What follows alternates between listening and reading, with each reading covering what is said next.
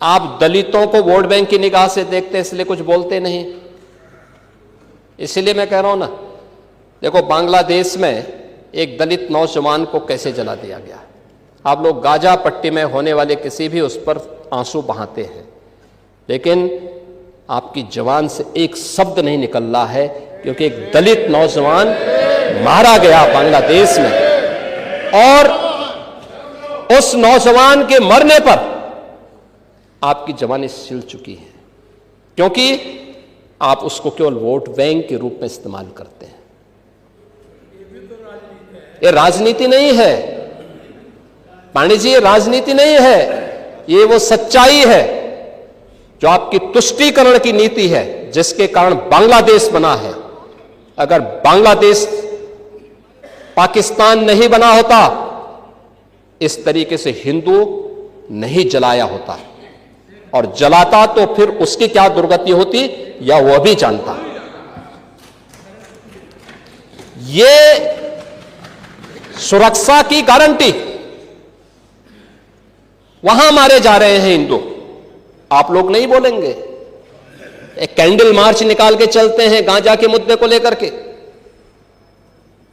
लेकिन पाकिस्तान और बांग्लादेश में हिंदू मारा जाता है तो आपके मुंह बंद हो जाते हैं, क्योंकि मरने वाला हिंदू है, दलित है, आप बोलेंगे नहीं। और यही सच्चाई है। निंदा प्रस्ताव पारित होना चाहिए, और यह प्रस्ताव नेता विरोधी दल की तरफ से आना चाहिए कि इस घटना की हम भर्त्सना करते हैं, और बांग्लादेश सरकार को इस बात की चेतावनी देता हूं। और इसीलिए हम कह रहे हैं, नोट करना, ये चीजें होनी चाहिए, और हमारा भी प्रयास होना चाहिए। जब बांग्लादेशी को यहां से निकालेंगे और रोहिंग्या को यहां से बाहर का रास्ता दिखाएंगे, तो उनके समर्थन में मत आना। 12 FSL लैब ये बी ग्रेड की बन चुकी हैं, 6 अन्य FSL लैब्स बन रही हैं। हर जिले में 2 फॉरेंसिक वैन हम उपलब्ध करवा चुके हैं एविडेंस कलेक्ट करने के लिए, और इस पर कार्य हो रहा है। सेफ सिटी के लक्ष्य को हमने प्राप्त किया है, इस पर कार्य हुआ है। UP SSF special security force 6 वाहिनियों का गठन हो चुका है। PSC जिस पर हर यूपी वासी पहले गर्व करता था, समाजवादी पार्टी ने उनकी सभी कंपनियों को नष्ट करने का प्रयास किया। हमने 34 कंपनियों को जो समाप्त हो चुकी थी, इन्हें फिर से पुनर्गठित किया है और उनकी भर्ती की प्रक्रिया को पूरा बनाया है। और अब तो 3 महिला PSC की बटालियन भी वीरांगना उदा देवी के नाम पर, वीरांगना झलकारी बाई के नाम पर और वीरांगना अवंती बाई लोधी के नाम पर उत्तर प्रदेश के अंदर गठित हो चुकी हैं। इन पर कार्रवाई आगे बढ़ चुकी है, और इसीलिए उत्तर प्रदेश अब ये नया उत्तर प्रदेश है। ये सब करने का परिणाम, आज देश का कुल मोबाइल फोन का जो भी प्रोडक्शन होता है वो यूपी के अंदर बन रहा है। 55% यूपी के अंदर बन रहा है। जितने भी इलेक्ट्रॉनिक कंपोनेंट बन रहे हैं उसका 60% यूपी के अंदर बन रहा है।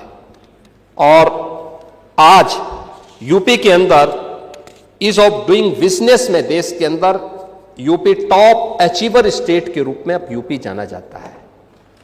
यह है यूपी की नई पहचान।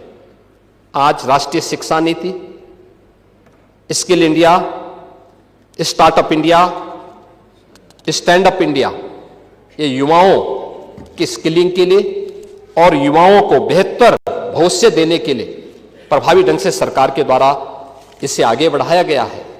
आज आर्टिफिशियल इंटेलिजेंस में, सेमीकंडक्टर में, साइबर सिक्योरिटी के लिए, रोबोटिक्स में, ड्रोन टेक्नोलॉजी में, इलेक्ट्रिक व्हीकल में, agritech, fintech, deep tech, health take, tourism और हॉस्पिटलिटी में, डिफेंस, मैन्युफैक्चरिंग और स्पोर्ट्स जैसे क्षेत्रों में भी उत्तर प्रदेश ने नए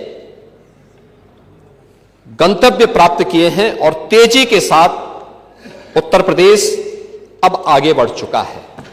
महोदय, यूपी के अंदर जो प्रयास प्रारंभ हुए, यूपी जैसे राज्य में इतनी फर्टाइल लैंड, इतना अच्छा जल संसाधन,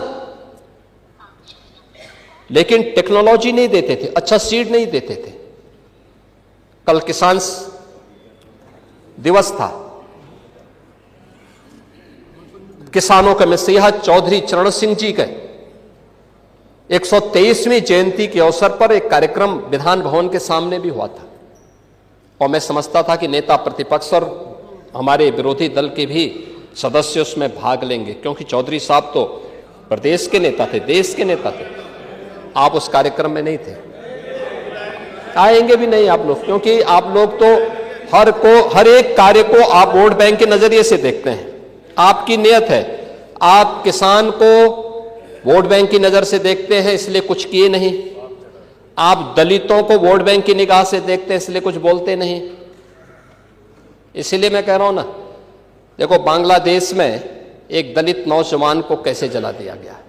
आप लोग गाजा पट्टी में होने वाले किसी भी उस पर आंसू बहाते हैं, लेकिन आपकी जबान से एक शब्द नहीं निकल रहा है, क्योंकि एक दलित नौजवान मारा गया बांग्लादेश में, और उस नौजवान के मरने पर आपकी जबानें सिल चुकी हैं, क्योंकि आप उसको केवल वोट बैंक के रूप में इस्तेमाल करते हैं।